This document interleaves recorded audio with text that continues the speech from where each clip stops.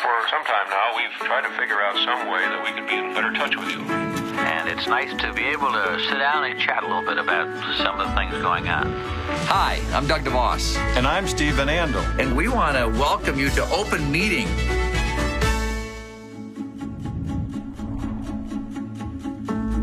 Well, hi, everyone, and welcome to Open Meeting. Steve and I are thrilled to continue to talk about important parts of the business. And now we're in the trend spotting section here. There's a lot of trends going on in this business, and this is a segment where we like to kind of dive into one that we can highlight.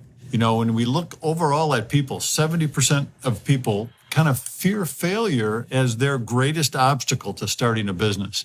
So if they want to go out and start a business, they get a little bit concerned about taking the first step because they don't want to fail at things. Even looking beyond that at millennials, 85% of millennials consider themselves conservative when it comes to risk taking. Even though people are very interested in becoming an entrepreneur and starting their own business, that first step is a little bit difficult. So they need some assurances.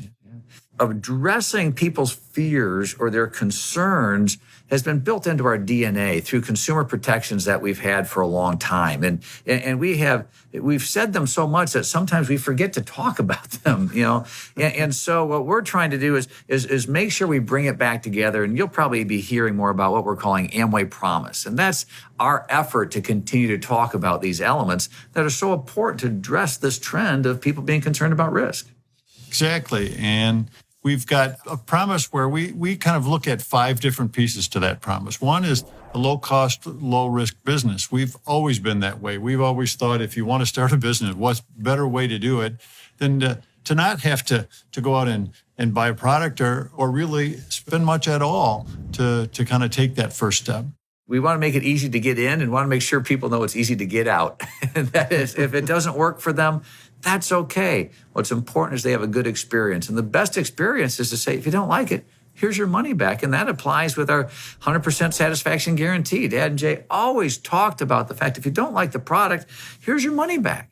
And that also shows our commitment to product, not only the 100% satisfaction guarantee, but the warranties we have on various durables and other products so that you can get them fixed or whatever you need or get your money back because of the confidence that we have in products, and you should too when you start a business. Yeah, the quality that we build in, you know, and the next one is the customer service. You know, it's really important so that if there's a question on a product, there's a question on any aspect of the business, and they don't want to have somebody who's distant from them answering their questions. They want it to be us or somebody that's close to them. And so we've invested a lot in call centers and other ways to make sure you can get questions answered.